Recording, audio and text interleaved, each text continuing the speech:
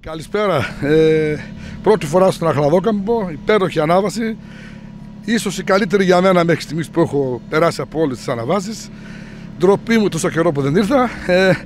Καλά πήγαμε στην βαθμολογία του FSA, άνω των 2 λίθρων είμαστε πρώτοι. Έχουμε πάει σε όλους τους αγώνες. Θα πάμε και στην Ελασσόνα. Να ευχαριστήσουμε την οργάνωση, την περιφέρεια, το Δήμο, την αστυνομία, τους αγωνιζόμενους, τους φίλους, εσάς, την Κοσμοτέ για την υποστήριξη, όλους, και του χρόνου πάλι εδώ, ραντεβού στην Ελασσόνα. Να δούμε μήπως του χρόνου είναι και στο Πανευρωπαϊκό Πρωτάθλημα, γιατί είναι υποψήφια για το Ευρωπαϊκό Πρωτάθλημα. Πώς το βλέπετε? Μου διέφυγε.